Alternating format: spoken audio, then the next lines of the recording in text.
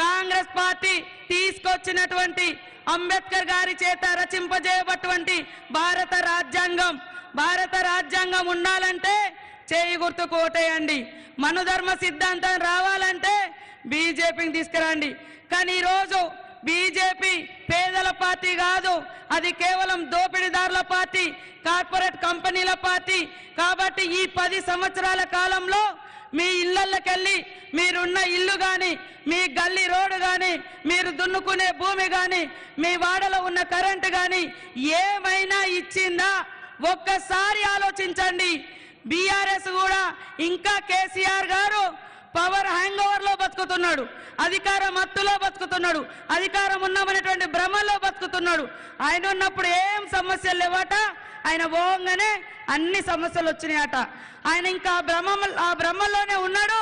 మీరు మాత్రం కాంగ్రెస్ పార్టీ చేయి గుర్తుకు ఓటేయండి.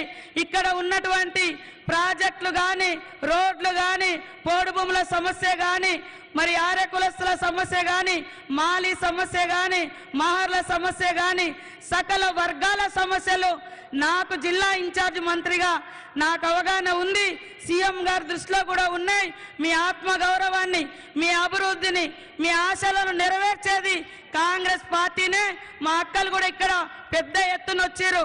ప్రతి మహిళకు మరి 10 లక్షల వరకు ఇన్సూరెన్స్, ఎలాంటి వడ్డీ లేకుండా రుణాలు ఇవ్వడం జరుగుతుంది. ఇప్పటికే 3 నెలల్లో ఉచితంగా బస్సు ప్రయాణం, అంగన్వాడీ అప్గ్రేడ్లతో పాటు 34,000 మందికి 3 నెలల్లో ఉద్యోగాలు ఇచ్చినటువంటి ఘనత మన సీఎం రేవంత్ రెడ్డి గారిది. అదేవిధంగా మహిళలకు కూడా అన్ని రంగాల్లో ముందుకు తీసుకురావాలన్నటువంటి లక్ష్యంతో పనిచేస్తూ ఉన్నాం.